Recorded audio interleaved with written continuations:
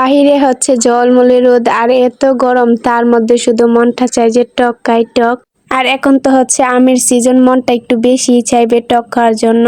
আর বাহিরে গাছের মধ্যে এরকম টাটকা আম যদি ঝুলতে থাকে তাহলে কি মনটাকে বসিয়ে রাখা যায়? তো এরকম কাঁচা আম দেখলে তো অবশ্যই লোভ লাগবে, আর লোভ লাগা মানেই হচ্ছে আম ভর্তা খাওয়া।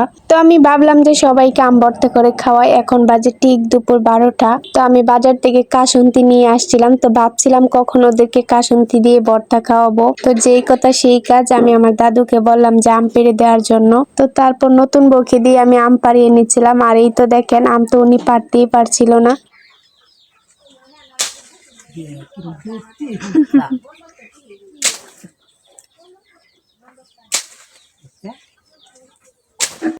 অবশেষে এখান থেকে 4-5টা আম পাড়িয়ে নিলাম। তো একদম টাটকা আম দিয়ে ভর্তা বেশ জমে যাবে। সাথে নিয়েছি 2টা কলা, কাঁচা কলা।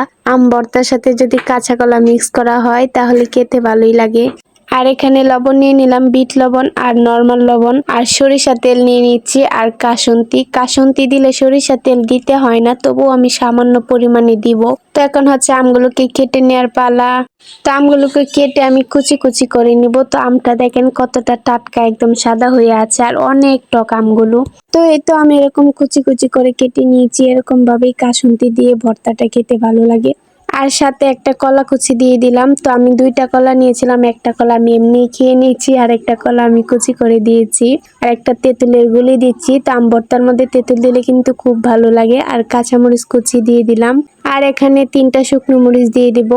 এখন মরিচগুলোকে আমি চটকিয়ে দিব। তা আম ভর্তার মধ্যে জাল না হলে কিন্তু খেতে ভালো লাগবে না। জাল জাল টক টক আম ভর্তা খেতে কিন্তু সেই মজার হবে। এখন লবণটাও আমি অ্যাড করে দিচ্ছি।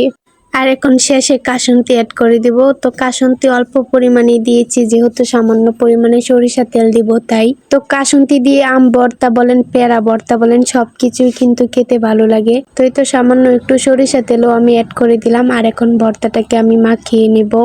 ভর্তাটাকে যত মিক্স করা হবে ততই কিন্তু খেতে ভালো লাগবে। তো কার কার জিভে জল আসছে, এরকম ভর্তা দেখে খেতে ইচ্ছা করছে একটু জানিয়েন।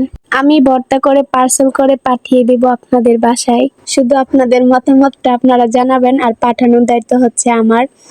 তো এই তো আমি ভর্তাটাকে খুব সুন্দর করে মিক্স করে নিচ্ছি। আর কতটা লোভনীয় লাগছে দেখেন।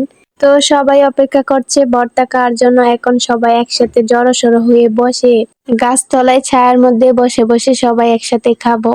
তো আমি একটু আগে খেয়ে ট্রাই করে নিচ্ছিলাম যে কেমন হয়েছে, সবাই কে কেমন বলবে। তো এই তো আমার ভর্তা হচ্ছে পুরোপুরি রেডি। আর দেখেন বাহিরে কত রোদ, এখন গাছতলায় বসে বসে সবাই মিলে খাবো। তো ভালো থাকবেন সবাই, আল্লাহ হাফেজ সবাইকে।